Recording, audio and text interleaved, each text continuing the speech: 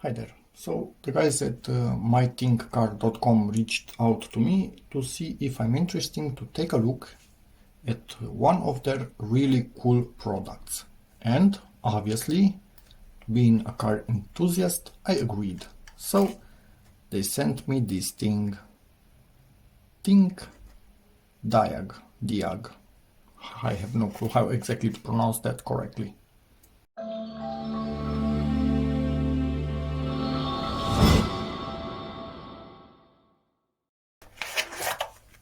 Ta-da! Here it is.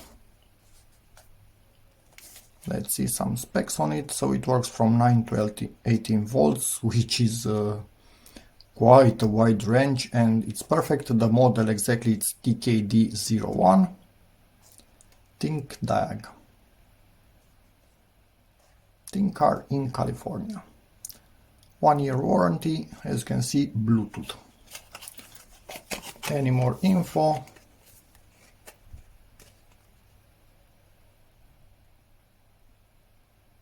Yep.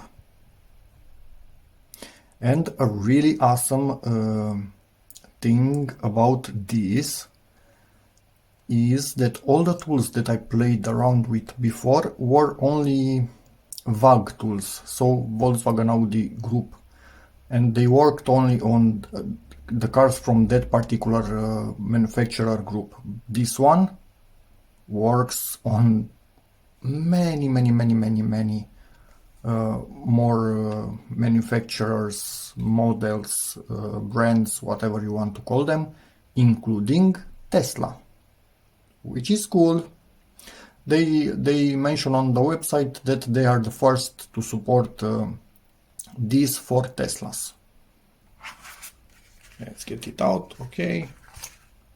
Yeah, quality control passed. Okay, this has a good weight to it. I'm expecting this to be a light conductor all around, so when we plug it in probably it will glow. Same specs all over again.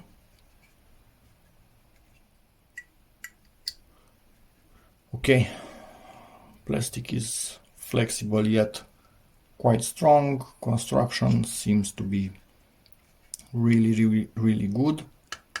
I'm not sure if this is a rubber or a plastic. I think it's a rubber, but a fairly strong rubber, not something really soft. The red one obviously complete plastic, but this one I think it's a rubber from the feel of it.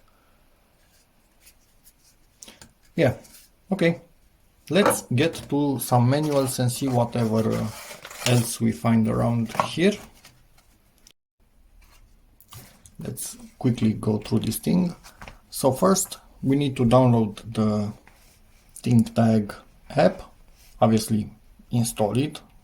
Then we need to create an account if we don't already have one, and we need to activate this thing. We have the serial code of this and an activation code on the back of this page, which I'm not going to show you. And then you need to download the specific software for your particular car, because being able to diagnose so many brands and cars, all those softwares would end up occupying a lot of space. So you download the one that you actually require. Not sure when you actually start downloading more than one if the old ones get deleted or they still occupy a bit of space on your device. But yeah, it's way better than downloading for every single car from the get-go. Obviously you need to plug it in and connect it to your mobile phone or tablet or whatever, Android or iOS, with the Bluetooth. As you can see, this is about the most things that it can do. The lights, what they indicate: green light, it's powered on; blue light connected; blue blinking, communication; and if it's red light, it either means it managed to upgrade the firmware on this thing properly, or was an error upgrading the firmware. And yes, this has upgradable firmware in it, and it uses the internet from your mobile phone to download it. And here it gives you an explanation why you need to download different softwares. Kind of makes sense. This is the special functions that this thing can do, lots of resets, as you can see in there.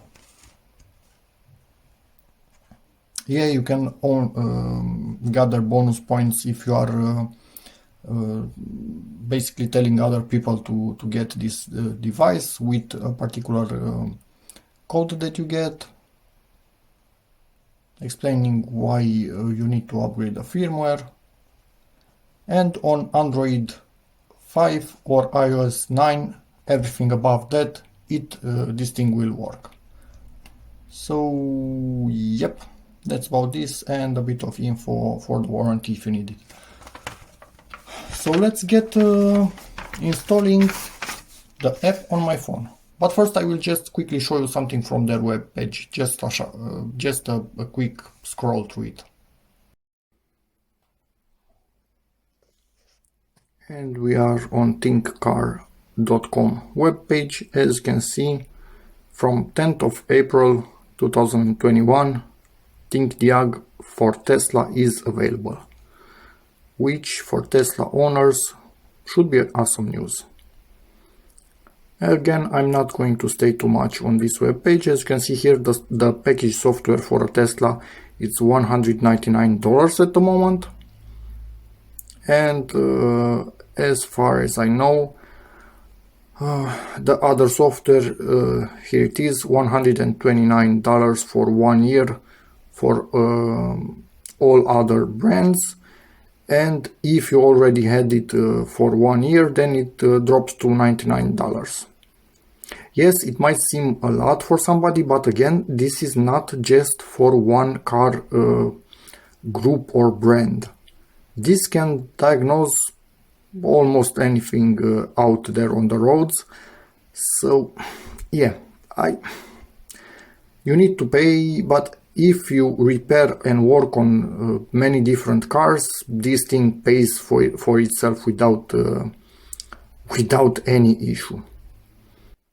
We are in the Play Store. It seems ThinkDiag app has gotten a plus at the end since the instructions were written. So let's quickly install it. Let's open the app now. Swipe up for more functions. Okay, yes, because they are hidden in here. Makes sense. And now I somehow need to activate it. So I'm expecting to go to this. Yes, it needs location. Allow it. While using the app, allow.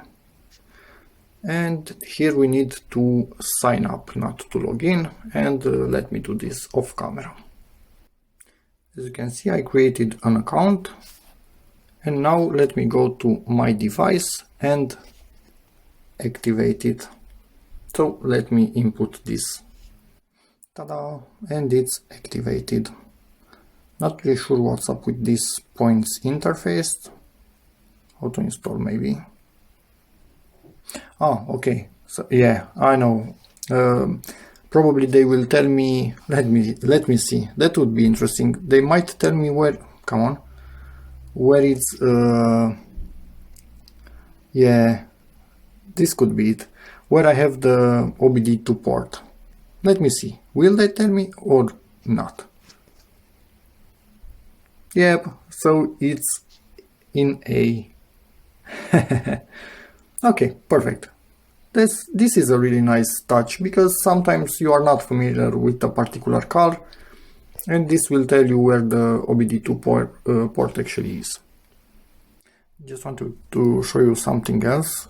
We are again in the app, and I think you can go two routes at this point. From this menu, the shopping bin, you can either buy one of the maintenance softwares, depending on what you do mostly. So for example, resetting, these are particle filters, I don't know, resetting immobilizers, whatever, injectors. We can click on see all, and let's get one, let's say reset box for example, and here you can click on more and it will tell you on what cars this particular software applies to. So you do not need to buy brand dependent software from here, for example like me for Audi.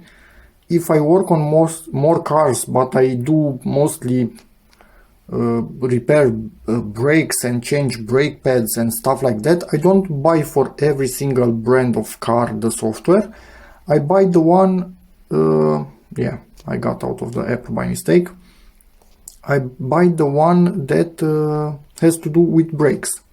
And let's see the one that has to do with brakes. Where is it? On more. It tells me all the car models that this applies to. So yeah, it's quite interesting the way you can buy the softwares for this this little thing. And I can get one vehicle software for 1 year free right now. So I will probably choose my own, but we will see that in a moment. Okay, it's about 2 weeks later because life happened and I didn't have a chance to play around with this thing inside the car. So let's plug it in and see what we get. And yes, in the A4 B8 the port is somewhere down there, but really hard to reach. Okay, Houston, we have a problem. In the Audi A4 B8, this thing is too wide for the hole in this panel. So I cannot basically plug it into the car. Okay, in the Skoda Octavia 2 facelift from 2010, this thing, let me try and show you, does seem to fit in here, so I will plug it in. Okay, I'm trying to push it further in, but at the moment, as you can see, we are touching on this side, and on the bottom side, somewhere around there, we are also touching. So this physically cannot go in deeper. Okay, I contacted ThinkCar about the connection problem, that this was not fitting, and they sent some other goodies in here. An extension cable, which now will work in any car for sure. I don't think there's a car where this cable will not fit, because then even the cable in the service will not fit. So yeah, and they sent also ThinkCar Pro and ThinkCar 2. This will be in separate videos later this year. For now, I will unbox this thing and connect our diagnostics to my car. And here we have the desiccant and the cable itself, which will be connecting to this thing. And as you can see, this end is as thick as this is, but this one is thinner. Let me try and somehow show you this. This is gonna be a bit tricky because I have a bit of sun in the car. Here you can see it's quite obviously smaller, so this will fit anywhere. This end doesn't matter. It's nice that it's the same shape overall as this. It kind of looks cool when they are plugged in, honestly. Yeah, really cool. So now this goes into the car and we should have a proper connection. As you can see, this thing is connected and glowing green, and it actually beeped, so it seems it has an internal speaker. Now let me go into the interface, and yeah, I hope you can see something down there. Let me try and get some light. As I can see from here, there is room to spare now, so everything is peachy. Okay, let's start ThinkDiag. Let's go to this Bluetooth in here, and pair, and now I think we are connected. So yeah, how do I do a scan? I'm not sure how I do a scan. All systems diagnostics.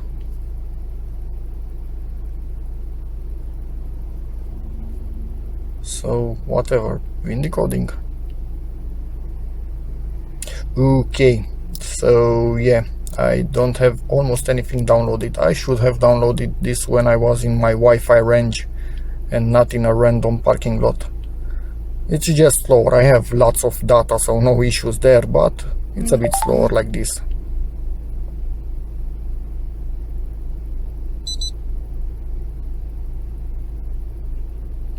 Then it's doing something.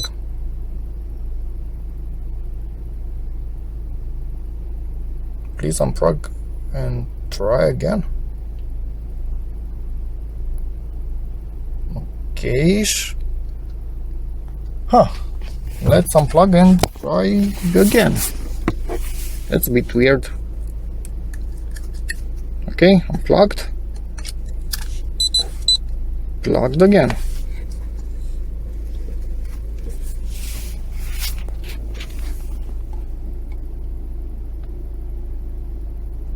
So maybe I will just download the software for my car and be done with it, because obviously I know what car I have. I don't need to use this VIN decoding feature, but I was just curious what it will give me.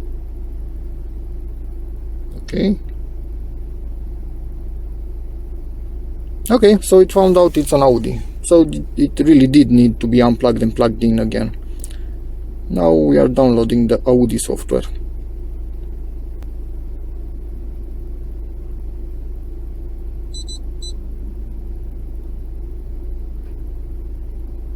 Okay, it finished, and now it's, yeah, it says A4 2010, which is correct. Diagnostic software has started. Let's see, health report.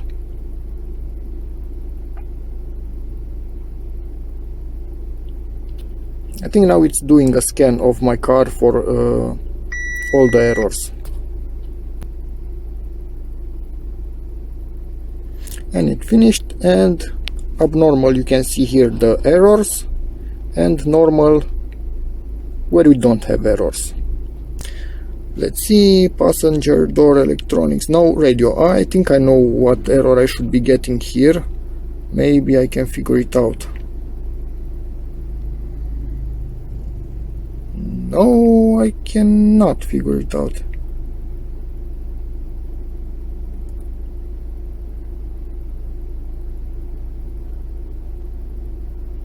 Okay. So I have coding and whatnot, what I would have in VCDS, but okay. Yeah, so you need to go deeper into read DTC, so it will show you the errors, and it will show you also freeze frame or not. It's nice. It's throwing you directly into Google, to Google search, but is it some kind of integrated Google search? Agree. Yeah, and it's telling you exactly what's wrong. Fuse, wiring. Yeah, that's nice. It has an integrated search feature. Let's go back. And if we click report,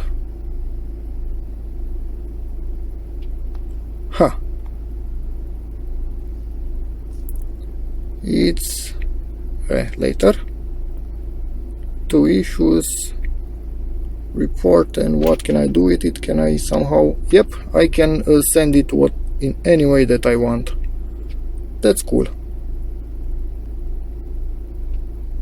And it's only sending the the report for the system that you are in at that moment, but I think we can also somehow send it, hopefully, for all of them. From here, let's see. Yeah, you can go to report and it will do a report for all of the errors. That's pretty cool. And yes, I'm aware this is a really long video, but hey, nothing that I can do.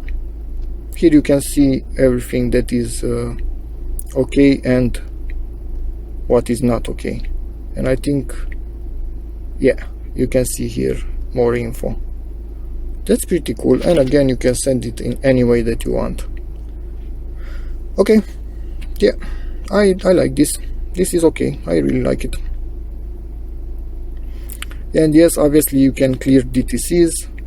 Yes, because I know about these errors and they don't affect in any way my car. I know why the error for the doors popped up, because I put LEDs in the doors and it seems it's scanning for blown bulbs, but only sometimes, and you don't get an error in your dash, you just get it when you scan the car. And it cleared everything. As you can see, everything is normal now. And for the speaker, I did lots of modifications. Everything sounds perfectly, but I still get this error, and at the moment I'm not going to be bothered to try and find out why I get the error. Let's see. To exit health report, let me try something else. No, let's go into instrument cluster and see how coding looks like in this thing. Okay, those are all the info. Basic settings, long code. Let's see.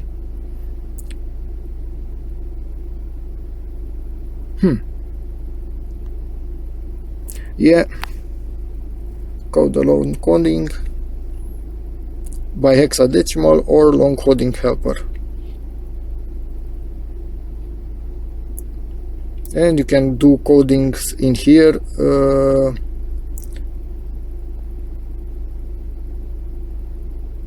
Okay, and as you can see, it gives you all of the info like VCDS would, and honestly it's quite cool. But I'm not going to do anything. Save the modify, no, get it back. No, did yes, and we are getting out of here because I'm not modifying anything. I just wanted to show you. Health report, yes, exit it. System scan, system selection. Yeah, I think with system selection you can go directly into a particular system. This is pretty cool. Special function. Okay, and you have here a lot of things directly, lots of resets and stuff like that. That's quite cool.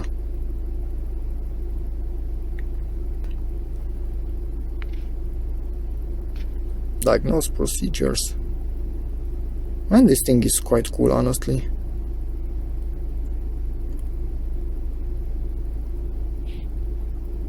Where is B8? I don't see it anyway.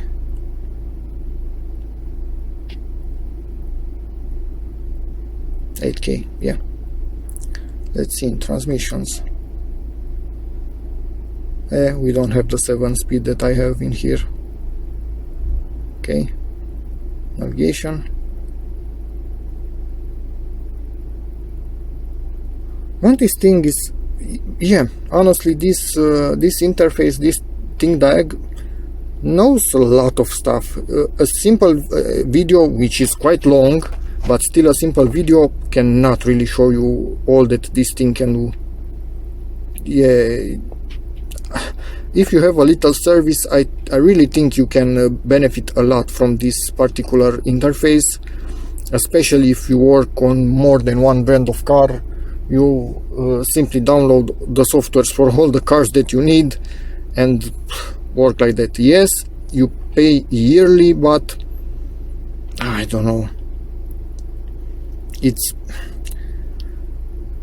yeah, I don't like this pay each year type of stuff, but in the moment when you are actually using this thing to make money, it does make sense to do something like that and always get updates and stuff like that when a new car model is entered in their database and stuff like that.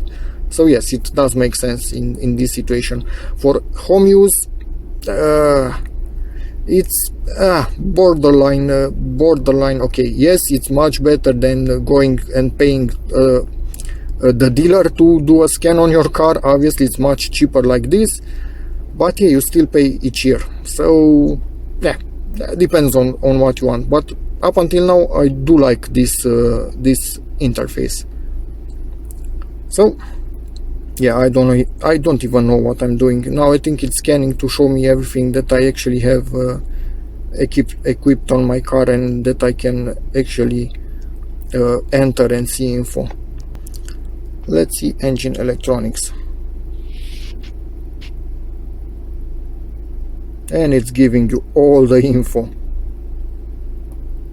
and you can go into this thing and read freeze frame. Okay, no fault code, data stream.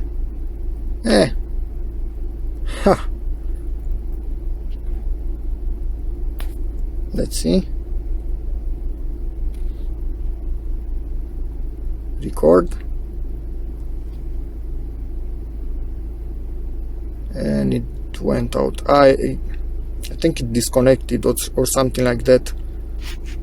Anyway, yeah, I need to play much more with this interface. For now, I can tell you again, this thing is awesome. It seems it has lots of features. If I have a chance in the future to do a scan on a non-VAG car, I will make a video with that, but depends on what pops up in time. And yeah, again, if you have a small service, I recommend this thing from what I'm seeing up until now for home use. If you can spare the money each year, yeah, I do recommend it again, even for home use. So that's about it for this video. Thanks for watching. I know it's quite long, but this thing is quite complex. And as always, see you in the next one. Bye.